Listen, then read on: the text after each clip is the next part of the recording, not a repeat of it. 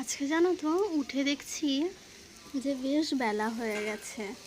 বেলা বলতে তখন প্রায় 11টা বাজে, এরকম সময়ে উঠেছি। আর আগের দিন রাতের বেলা আমার খুব পেটে ব্যথা করছিল, ওই জন্য ঠিকঠাক ঘুম হয়নি, সেই জন্য আরও বেশি বেলা হয়েছে। আর আমাকে কেউ ডাকেও নি। তো এই দেখো এরা সব খেলা করছে, আর পায়রাগুলো দেখো কত সুন্দর, সবাই একে অপরের সাথে কত সুন্দর মিশে আছে, তাই না?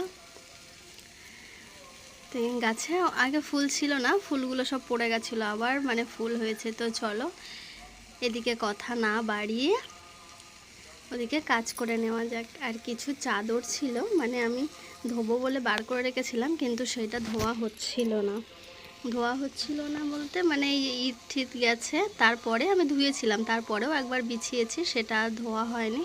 সেই জন্যই এই যে আমি ধুয়ে দিচ্ছি। আর আমার অবস্থাটা দেখেছো, আমি এখনও মাথা আঁচড়াইনি, কারণ হচ্ছে এতটা বেলা হয়ে গেছে, সেই জন্য আর কি কিছু ধোয়া টোয়া হয়নি আমার।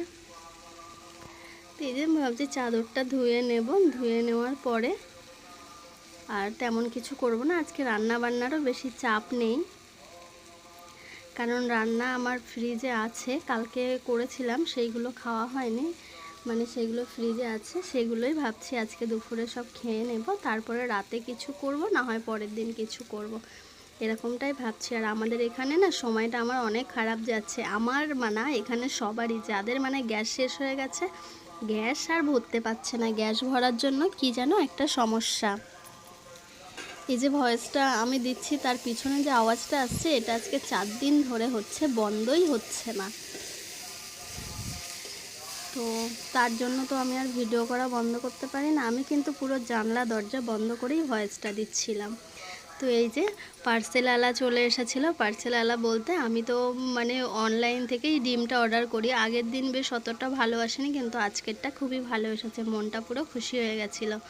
তো এখানে 2 ট্রে ডিম আছে, আমার ঘরে মাছ মাংস থাক আর না থাক ডিমটা থাকতেই হবে, কারণ যখন তখন আমার মেয়ের বা আমার যা কিছু খেতে ইচ্ছা করে, তো ডিমটা থাকলে সুবিধা হয়, ওই জন্য 2 ট্রে ডিম নিয়েছি। তো চেক করে দেখছিলাম ভাঙা টাঙা আছে কি কি। এই যে ডিমটা দেখছো, এটা আমার ফ্লিপকার্ট থেকে এসএমএসও দিয়েছিল, আর আমাকে বলা হয়েছে ডিমটা খেয়ে দেখতে, ওটা হচ্ছে দেশি মুরগির ডিম দিয়েছে ওর মধ্যে। তো এই যে সবগুলোই ভালো আছে, তারপরে আমি এই যে ফ্রিজের মধ্যে ঢুকিয়ে দিচ্ছি। তো চলো আজকের ভিডিওটা বড় করছি না, টাটা, আসি আজকে পরের একটা সুন্দর ভিডিওতে, তোমার সাথে আবার দেখা হবে তোমাদের সাথে।